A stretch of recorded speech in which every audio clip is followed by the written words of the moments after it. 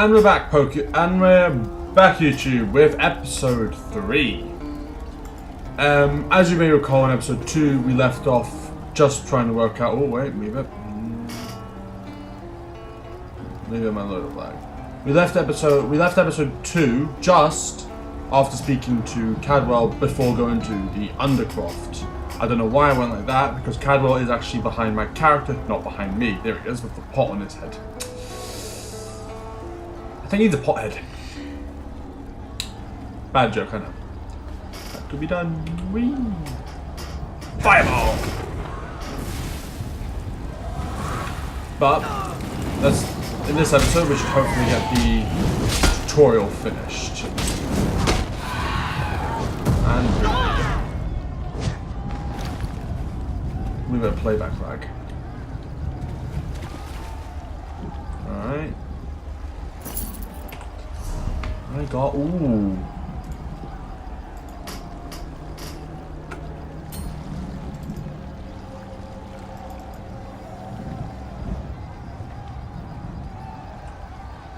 Okay, something's going wrong with my game right now. Give me a minute. There we go.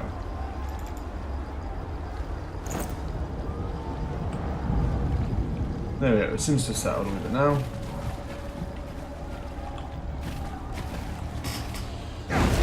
I won't lie, my game's not exactly the most stable to play. As you can see, I do seem to do too much sometimes.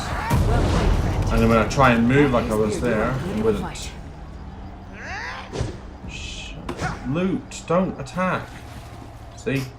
I did all that a few minutes ago.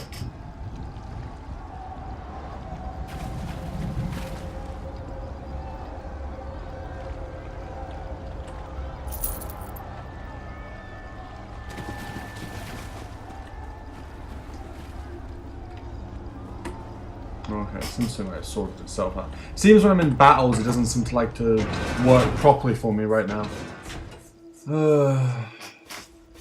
Hopefully that gets sorted throughout the game. Alright, this is another area where changes were made. See this chest here? Back in the beta, if you watched my beta video, this chest couldn't be opened. It was already empty. But go up to it now, it's got stuff in it. So does not everything, but most of the stuff, all more lockpicks. But so does most of the stuff in the area. I see you, Baldy. Take a fireball.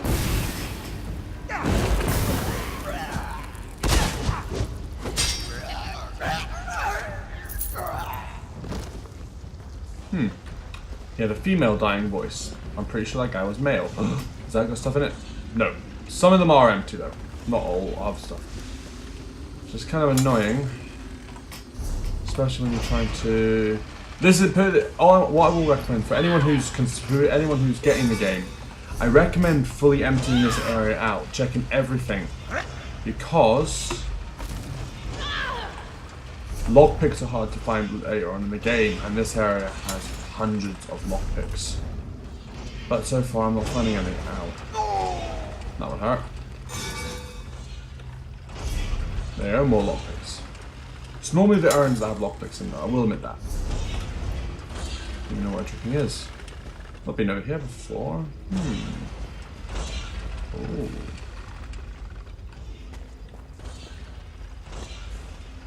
A chest. What we get? Oh, iron sabatons. Which have no. Ooh, actually, these are what knee guards. More aged meat. Starting to think maybe I should have. You know, kept loot off, so I kept loot auto loot off, so I could see what I was looting all the time. And Lilith is once again an idiot. She keeps walking into the spikes. The only reason I keep checking is because armor is normally a drop here, and I would love to find more armor.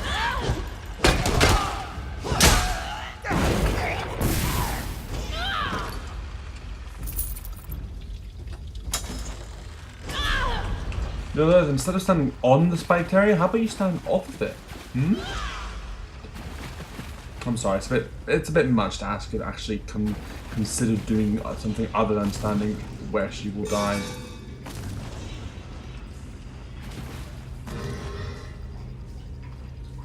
Of course she does it all the fucking time. See, 6 lockpicks now. Lockpicks are a rarity to find. That's why I recommend you do completely loot this area.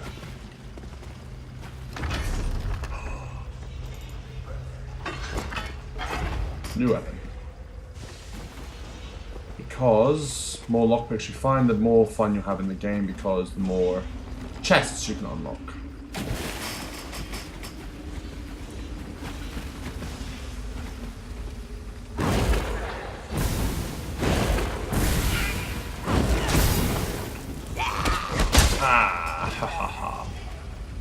Starting to get the hang of this now. My game is settled, which is good.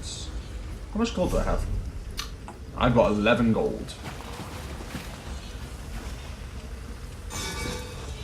Alright. Enough dilly-dallying around here. Spike's already up in there, hurting me. What are you? Trunk empty. This is one thing I don't like. The fact that empty trunks are normally open. Unless it's one that's previously marked as empty for some reason.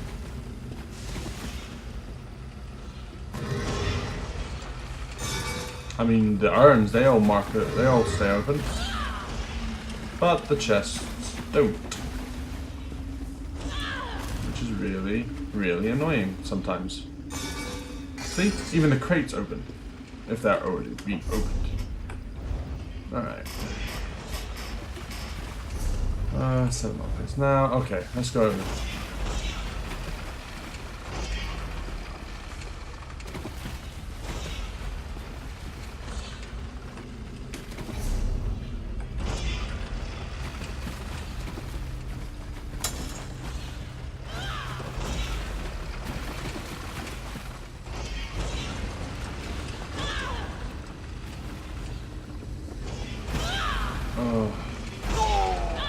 One thing I'm finding is that sometimes my game runs ahead of itself.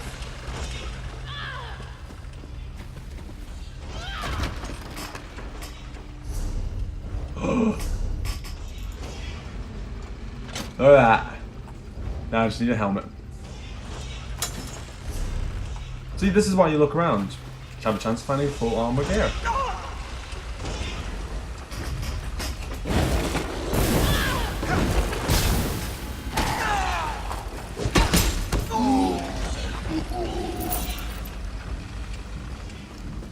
Well, all I'm missing is a helmet, but I'm not exactly bothered about a helmet. Well, I've got my gear. Let's go and save the prophet now, shall we?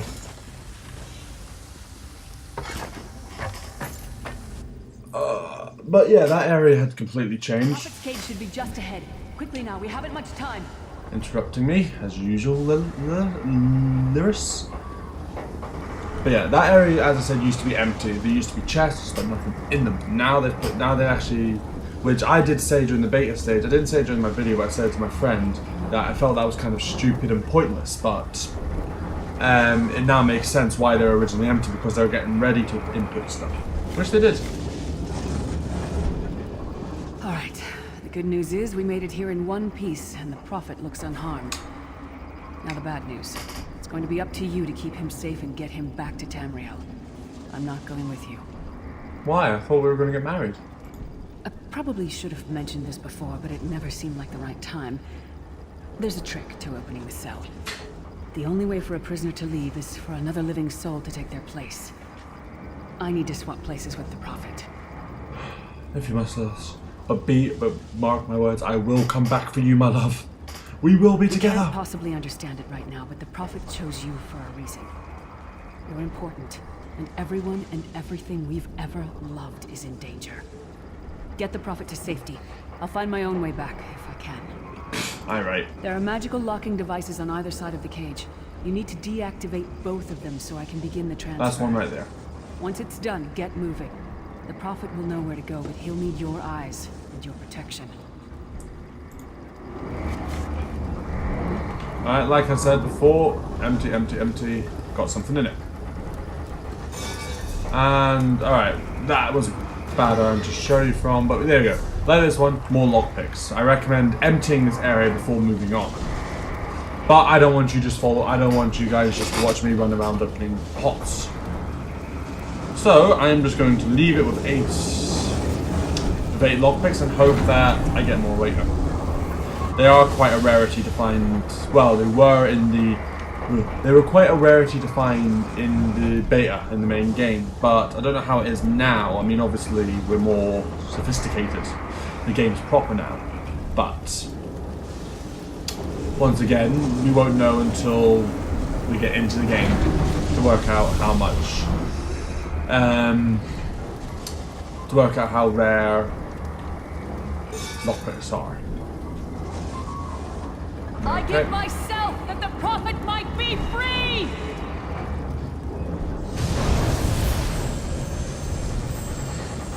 Goodbye, my love.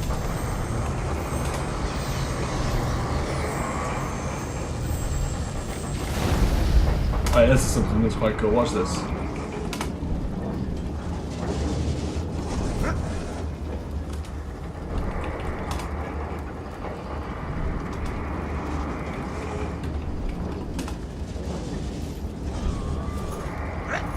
You can do push-ups.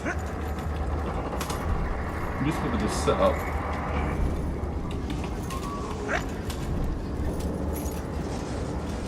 Yeah, there you go. Sit-ups. No, let's just sit.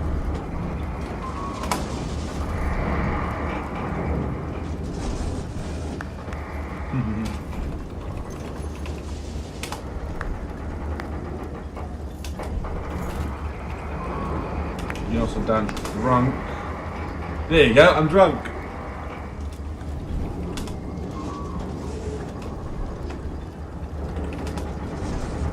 Alright, how about this one? Look at this.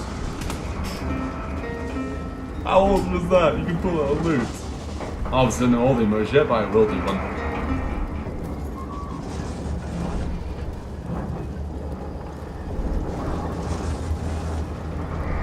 Thank the divines you are safe. There is that at least. There sacrificed everything that we might go free. Her sacrifice must not be in vain. Hey Dumbledore, you've had a shave. Didn't you used to be down to here? I wish that were possible, but I promise you, once we escape Cold Harbor, we will find a way to rescue her together, Vestige. Vestige? My name's Pokenerd. That is the name I have given you. You are but a trace of your former self, a soulless one, an empty vessel that longs to be filled. It is as the scrolls foretold, but not exactly as I imagined. So he just feels because I'm apparently dead. I don't have the right to have my own name back. Dumbledore, you know as I remember you. That is what I've come to be called. My true name is lost even to me. Years of torment have taken their toll. Quickly now, we must make haste to the anchor. Your name is Dumbledore. The anchors are Daedric machines of the darkest magic. Their chains bind our world and pull it towards Cold Harbor. I can use one of these anchors to return us to Tamriel, but you must lead me to it.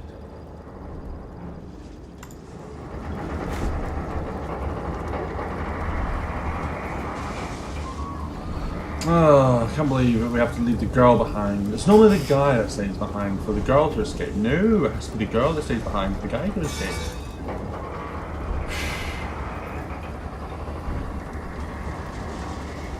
Alright, my game has a wee bit of jump spike. Sometimes I press a button and it doesn't do anything, then does it later on. Sometimes it does it instantly, which is going to be a pain in this next fight, because through this door is your first...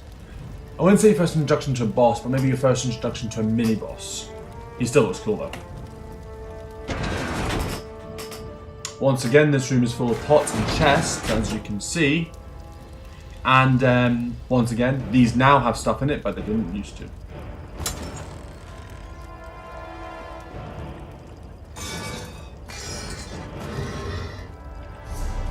Look at that, 10 lockpicks. Alright.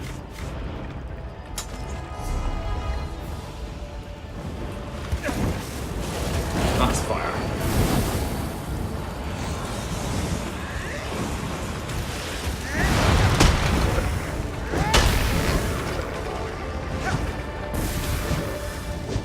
See, that's all the clicks I did 5 minutes ago.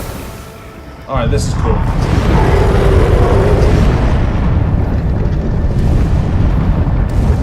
am the face of the world. The souls of the damned are my weapons. You will know eons of suffering.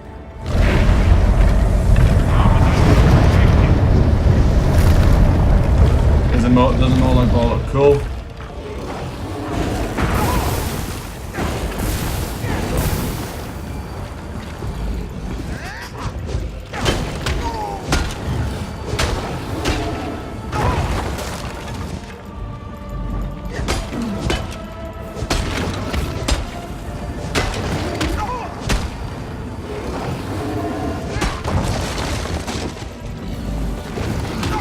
Normally you wouldn't have someone healing you, so normally you would dodge all these attacks. If you watch the ground, like there, you'll see a red marker which tells you when to jump. That's why you always use light attacks. My dodge will come in a minute.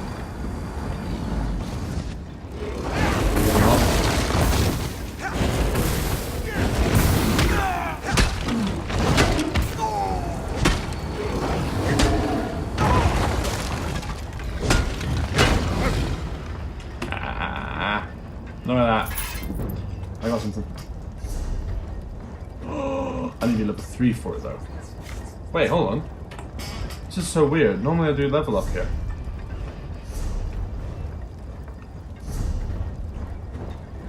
Ooh, hello. That's new. Let's see.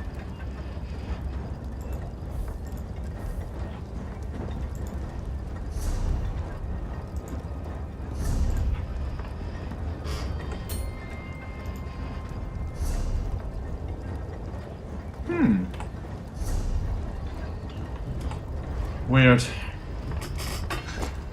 The Dark Anchor's portal is high above us. I will prepare a spell to lift us to it. But first you must reattune yourself to Nirn in order to regain your physical form. To do this, you will need a sky shard. Ooh. They sound fun. A shard of ethereal magicka that carries the essence of Nirn. Some link them to Lorcan, the missing god of creation. If you collect and absorb its power, it should restore your corporeal form. I will summon one of these shards for you to absorb. It sounded so much fun as just Sky Shard, but then you had to explain it, and now you made them dull.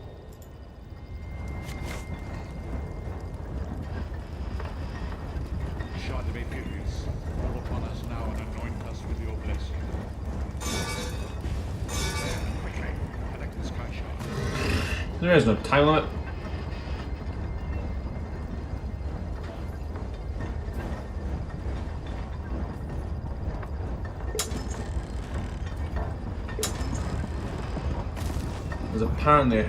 There's apparently a chest here, not a trunk, just a chest, hidden somewhere for people like me to find.